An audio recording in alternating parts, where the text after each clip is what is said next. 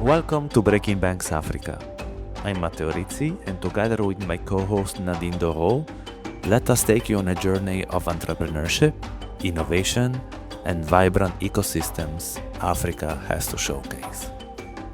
More than 1 in 4 people will be African by 2050, this continent being already the youngest of the planet. You can't miss these stories. This is Breaking Banks Africa. Let's roll. Hello, everyone. Welcome to Breaking Banks Africa, number 11. I'm Nadine Zoro, and I'm the host of this podcast.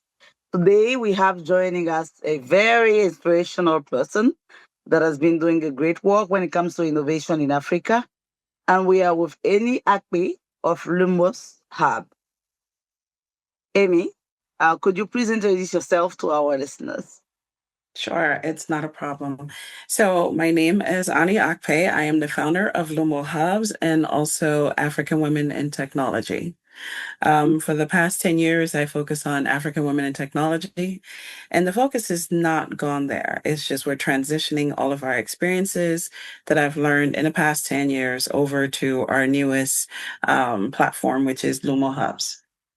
Welcome, Annie. Annie, if that's better.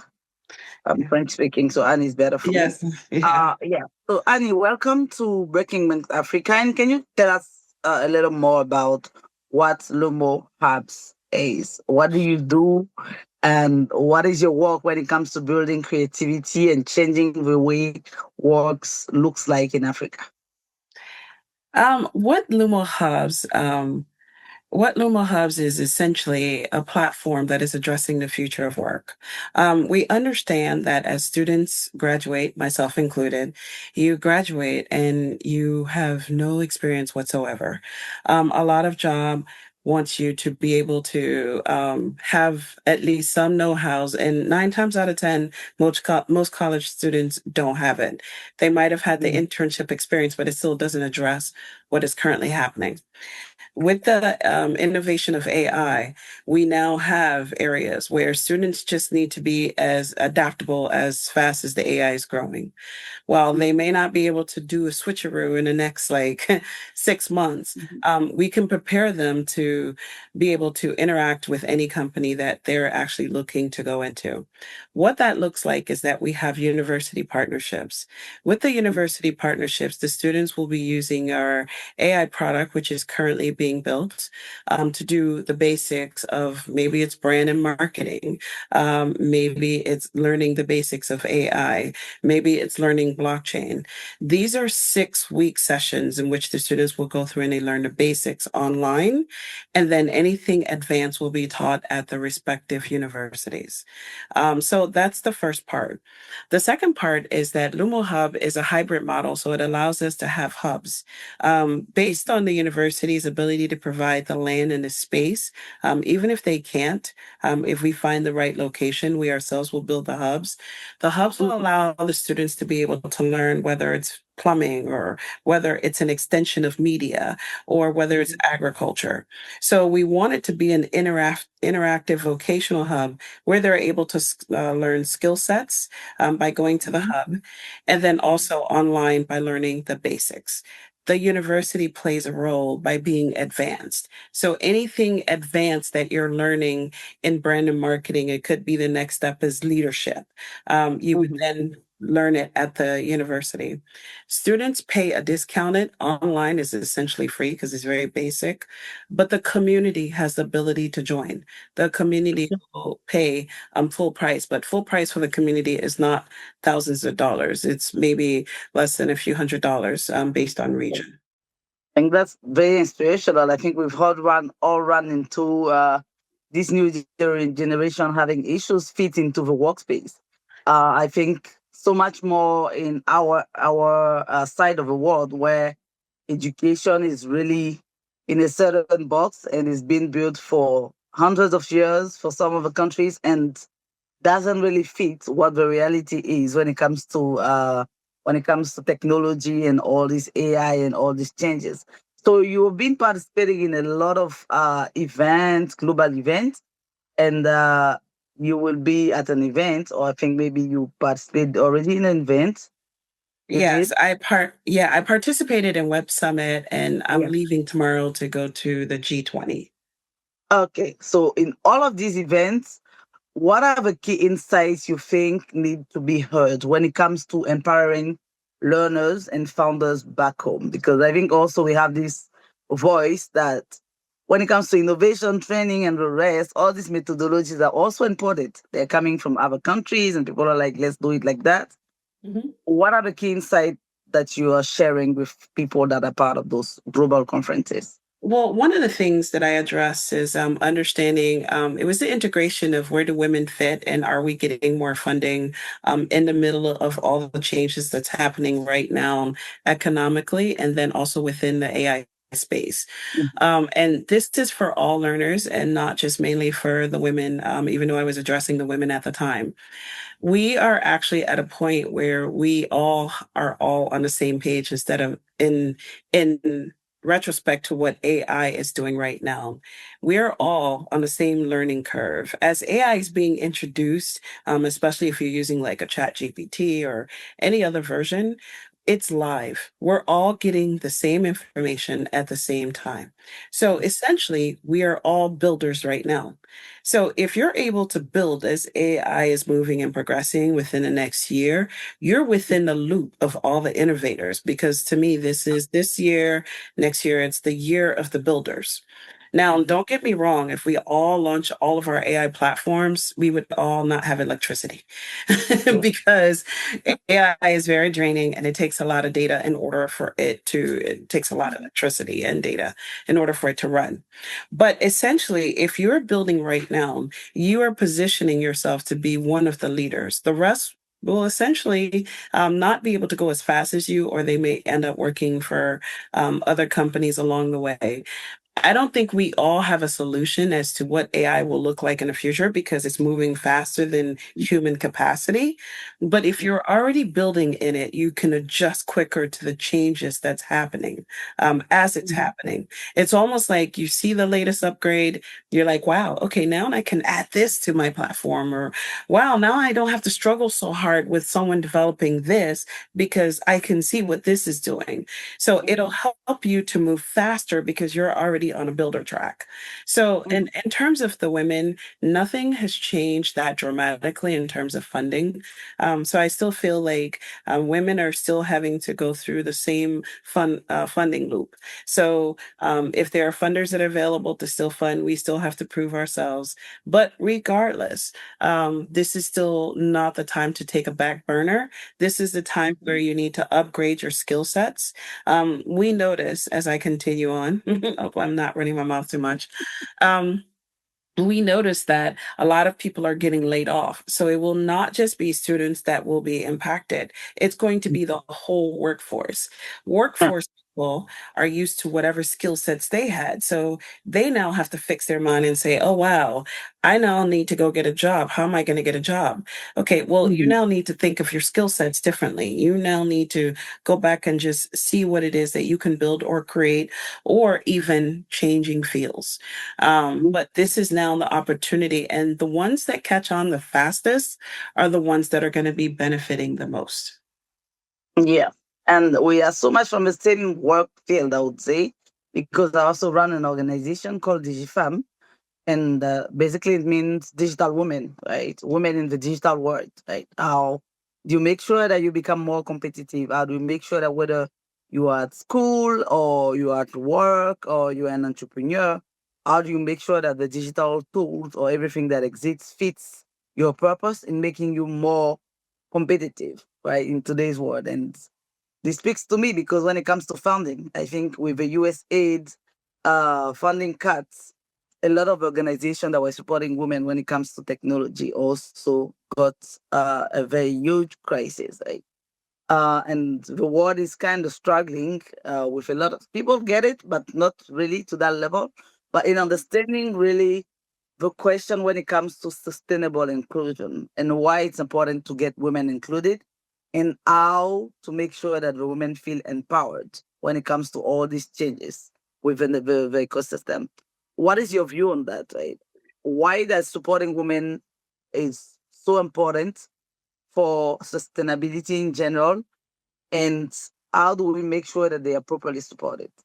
Well, I think that women are naturally nurturers, as we know. We are created in God's image, no matter which God you choose to believe in. That we all have that foundation of being nurturers, and that we all look to elevate our community as well as ourselves. And I should say some of us, because some people have their own agendas, but nevertheless, the bulk of us are in. That's already in you, essentially. So when we build products or when we're moving about our lives, we're thinking, wow, that was great. Maybe let me share it with this person, or maybe let me share it with that person. Or if I develop this, it'll help this amount of people. And it's not to say that the men don't, they do, but naturally it's inbuilt within women Mhm. to be nurturers. So with that being said, I believe that it's important for us to move forward thinking about women because as I mentioned in one of the talks, we see the women that are building businesses in Africa at the local markets. They're selling their groceries, they're selling their produce. And you know what? They're hustlers. They're going to tell you, you need five. You don't need four, you need five. So they're making it happen with or without funding because we figure out a way. But when we know it's going to impact more people, we want the funding so that we could spread the word or we can impact communities. So I think that when it just comes to women, naturally some people just think of us as nurturers, and that for them may have a different definition. It could be that I don't think you can handle this, or it could be in a way such as maybe you need a bigger team. Whatever those thought processes that other people have, it comes to basically put a bottleneck and slows down women's progression. So Mm. it's not to say that we don't need some of those things, but it would be good to have that feedback so you know how to adjust. But sometimes Mhm. adjustment for some people is maybe putting a man on top. So we don't know what it is. We can only assume. But right now, what I know that women will do and continue to do is that as other ways, other avenues are being cut back, which they weren't really a part of anyway, um, then they make a different adjustment. A lot of those avenues provided a smaller percentage, and even that percentage was better than nothing. And now those areas may go away. What essentially will happen is that other people will step up. It takes time, but it takes time. However, different leaders will step up in order to make it happen. I know that as people are going through the changes of USAID and any other organization that's not able to offer the continued success, this is where other women with and without things will create a vision and a way. This is just also the era where community really matters. If you are in your community and you're doing things within your community, or you're even building communities, guess what? The community is going to come back and support you because that could be them, or that could be their situation, or that could be their mother or brother or sister that's suffering. So I don't believe that everything just dries up and it disappears. I do believe that in every chaos, there's opportunity. And that opportunity may not be clearly seen as we sit here having this discussion, but I promise you that there's someone that's going to come into the picture and say, hey, I have a way. And the way that they may lead may encourage all of us to take notes and lessons and be able to build it out community wise. So I believe that all hope is not lost. I do believe that it just takes time for some of us to find our way as agencies and other people are getting cut. But ultimately, ways are created. And with that, women will help lead that way.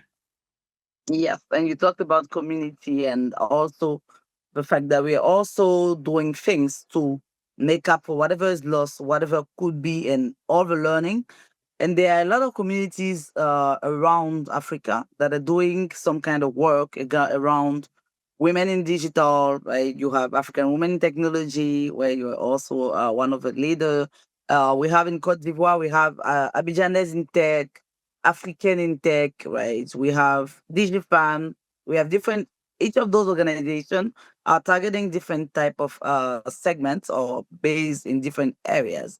Where do you see really this also inter-country collaboration where learning can happen? Because there's also a lot of disconnect between the English speaking part of Africa and the Francophones in Africa. And how do you see collaboration to happen in that kind of space? Right. I think that initially the countries have to sort themselves out, just like individuals have to sort themselves out initially. I do believe that as we move into different zones where governments aren't getting funding either, and they're having to tax people, and people are reacting to the tax, that there could be a little bit of chaos as we move forward. I actually expect that there is going to be some chaos in some countries as leaders are transitioning in and out. So, with that said, I also do believe that with that will come a time when people realize that Africa needs to trade within Africa. Africa may not trade always with the US, it may trade with India, it may trade, with Russia. We don't know. But we do know that once the countries sort themselves as in the direction in which way, then they'll be able to move forward with how things will progress. Ultimately, I do believe that there has to be chaos before there's clarity. And that chaos comes into people learning that they may be taxed differently, or that they may have to pay additional fees they didn't expect to, because the governments themselves are still trying to figure out their structures. Just as businesses were getting funding, governments were getting funding. So I don't expect people to have a clarity of like, okay, I get it, whatever the case may be. But I do expect that because of people's reaction, then people are shaping the policies for government. So these shifts are naturally going to progress into each other. And ultimately, Africa would understand that it needs to trade within Africa, and then also collaborations.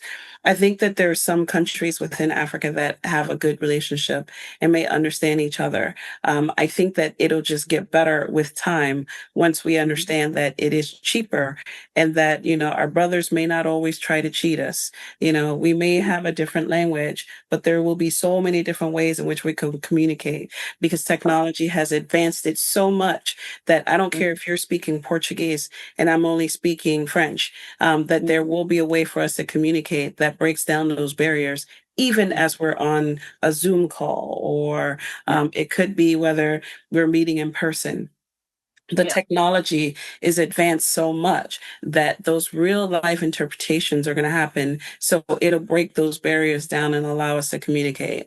I don't speak as if I'm speaking into 5 years from now. I believe that technology is changing so much that a year from now, whatever we're talking about will not even be in the same image, because the technology would advance so much that we ourselves and even governments are going to have to make that adaptation. So is it going to take time? Yes. Is there going to be chaos before then? Absolutely. But before it's all done and set, before everything's finalized, there will be a way provided. Yeah.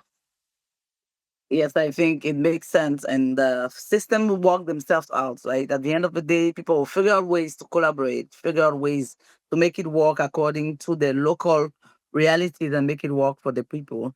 Uh, what is your people talk sometimes about the curse of aid? Right, you get all of this money coming from outside, supporting organization on especially lately gender issues, inclusion, when it comes to digital and the rest, and when this aid is not there anymore and we haven't prepared for it to not be there, what is your learning from the community? Because you talked about community also participating. What are your key learning when it comes to community participating? Because I think a lot of people would like to learn from this. Right? Right. We have learners that are, for us especially, that are like, oh, it was free before. Why do we have to pay now? It was coming as there. We're getting this, not paying anything. Why do we have to pay now?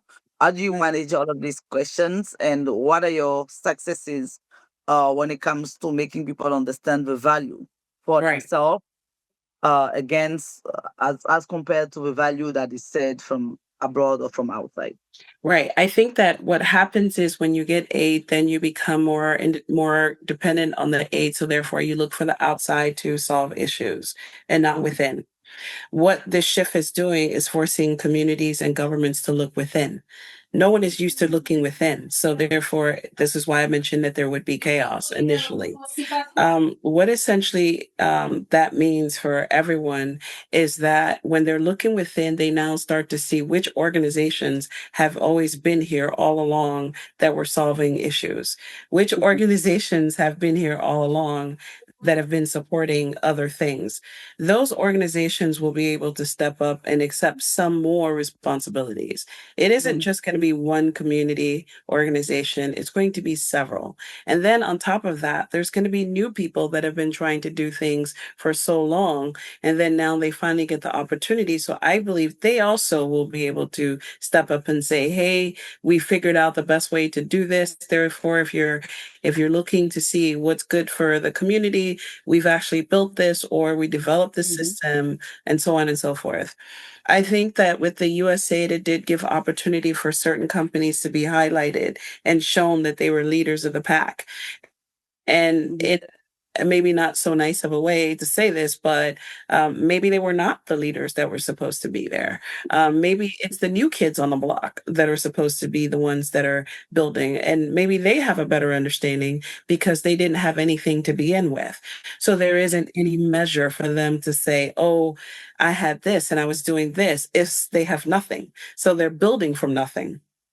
So I believe that that would be the key point of where people are headed to in terms of the community initiatives and what communities will build out. I think that it's more within, and what I mean by within is that there are organizations that have been existing for a while that may not have received any of those things, but were able to pull their communities together, and whether they were able to feed the orphanages or whether they were able to feed people that might have lost their jobs, they existed and they did it without funding. So I just believe that these communities will continue to do what they've always done, just on a bigger platform.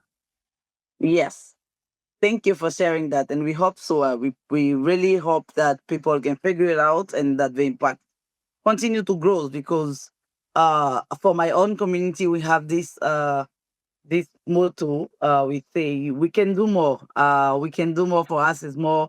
We've done something. A lot has been done, and let's rely on the basis that we've been able to build for tomorrow. There's something that we have. Let's build on that and make sure that tomorrow is brighter with the effort that we can put in place. So when it comes to tech, community and growth, what is for you the next step for Lumo Hubs? How do you see your growth? How do you see your expansion? Right? What do you think can be done in terms of initiative shaping the future, the digital future of Africa in general? Well, for us, the next step essentially is where we're partnering with more universities. The more students we can get on board, the more we're able to, again, that word community, tap into the students that they live in those local areas. And even if they don't live in those local areas, but they're just attending school there, it allows us to be able to say, hey, you are in this community for the next 4 years. What do you notice that's not there right now that you think that community needs? So we're asking the students that are at these universities to not just look to see where you're headed for the future, but you're there now. So what is it that's not there now that maybe you can build, or it's a business idea that maybe you might have just by being around there? So with that being said, Lumo Hub is there and being positioned to make the students look within, because maybe they might see a solution for that community and then take that solution and go to their home. But regardless, the point for us is encouraging students to start to look at the problems differently, look at the solutions, and know that you can build these solutions. You don't have to wait until you graduate and have a master's degree. You could actually start to look at it now as a student, because we all know that students tend to have more viable solutions. Like, let's take a look at Facebook, which is now Meta and has gone on to be like this billion-dollar corporation. Well, guess what? He started at the college. And guess what? They had no money. So they started it without money, and look at where they are now.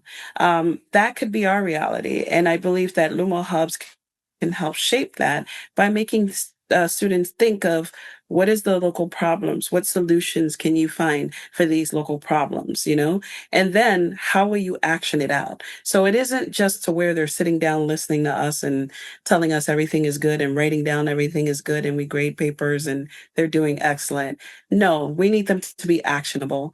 The action teaches the experience. The experience allows you to be able to grow and shape your future outcomes.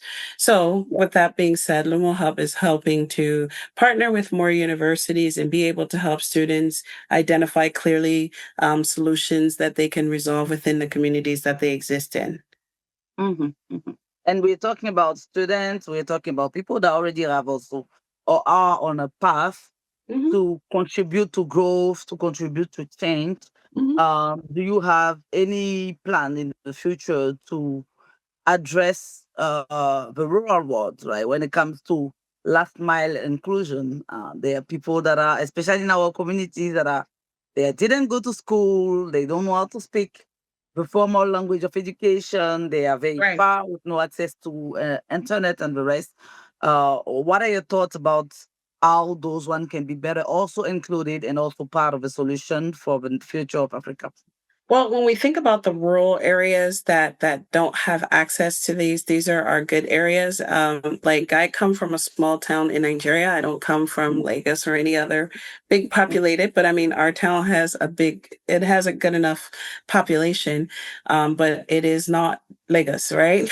Yeah. So, but when I think about those rural areas, that's the part of the reason why a Lumo Hub comes into play because even though we wouldn't build out a full sustainable model, but we can build out a model that allows the students to still participate.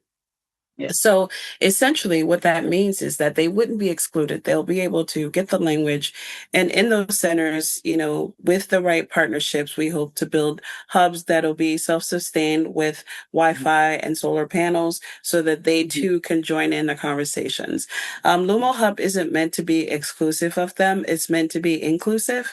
So when we think about the universities that we open within city limits, we'll still be thinking about the ones that are in the rural areas and how we can bring that same miniature outlet to them. So this is part of our landscape planning because we understand that not everyone has the same type of access. So we help to grow that with partnerships and with the right investors. This is since it's a miniature version, is not as expensive as the full version. So we're able to build it out, even if it's a small building that we get donated. So long as we're able to put solar panels there, the students would be able to participate. So location is not really a reach, but it allows us to actually know that, hey, these are the possibilities. Just from my years of African women in tech, I understand that those are some of the outcomes, and we're prepared for it to the best that we can be. Yes, and as we're getting closer to the end of this discussion, maybe you can give us a little brief, a very short description about African women in tech, and what are your fields or also of intervention currently? Sure. The good thing about African Women in Tech is that we've grown and we continue to grow. So we are landing a partnership with Cisco, where we'll be training women on the latest technology, where they'll be able to enter into a talent pool and then be able to not just look for opportunities within the region, but also global. We're partnering with another organization that will educate on blockchain and Web3, which we know that the future is more on digital currency versus it being what we call paper money or fiat currency. So with those platforms and understanding the future of tech, we're preparing women to be able to trajectory forward with that education and learning. So as we go through, it's just a matter of making sure that women understand that we have this outlet available for them and that this is something that they can do at a self pace. As we continue to look for partners, we will always look for partners that understand that you could be building a future leader. What that means is even if that woman does not start a business or may have her career, but then decide decide to stay at home, she will have children she's going to raise. And her having that knowledge will be imparted into her children. So we see it as like a long-term goal, whether you're educating someone that is looking to do a career or entrepreneurship, or you're giving knowledge to the woman that's at home that needs to understand what's around her community. It's all inclusive into one. And that's how we position African women in tech, is to understand that women are in all walks of life. And if we're able to impact them using technology, that is where we're at, because our focus is making sure that women understand how to use technology to their advantage, whether you're working at home or you're staying at home or you have a business. That is how we're positioning women. Yeah. So how long has the organization existed? Is it an association of women? Well, Yeah. African Women in Tech has been around for 10 years, and Lumo Hubs is our newest baby. That one has been only around since April.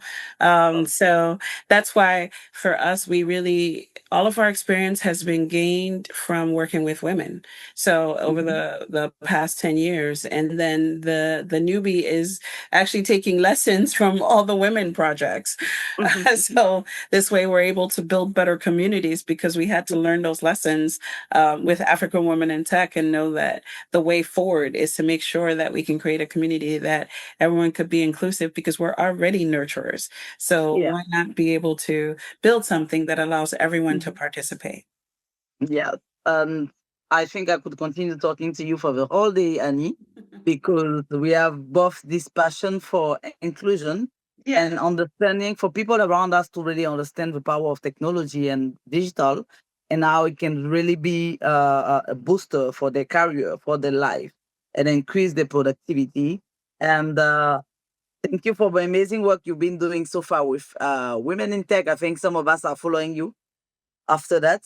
We've been doing that for a couple of years, but you've been doing that for 10 years. And congratulations and well done again for continuing. I think it also makes everybody working in that field realize that when it comes to digital inclusion, it's not a topic in fashion. It's a continuous thing. Everybody needs that. It's something that is productive and useful. So it was a great pleasure talking to you and really discussing about these issues. And at Breaking Banks Africa, we like this conversation because we're talking about reality. We're talking about day to day when it comes to innovation in Africa. And having CEOs and founders that are as active and also impactful as you is always a pleasure to have. So thank you so much, Anie, for joining us. And to our listener, we are with Anie Akpe. She's the CEO of Lumo Africa, and she's also one of the founder of African Women in Technology. And she's been talking to us about inclusion, about creativity and the future of work. Thank you, Anie. Do you have any last closing sentence you would like to give us? Well, no, just, everyone continue to build and learn. And thank you for having me. And definitely turn into LumoHubs.com, or for African Women Tech, it's AWIT hub.com. Definitely log into any of our pages and come check out what we're doing. But otherwise, keep learning, keep building, and keep growing. Thank you so much, Anie. And to our listeners, thank you for joining us again. It was a new episode of Breaking Bank Africa, and that's a wrap. Thanks for listening to Breaking Banks Africa, a Provoke Media podcast in cooperation with timepledge.org. Don't forget to share us out or shout out across social media. If there is something or someone you would like to hear on our cast, let us know. See you next month on Breaking Banks Africa.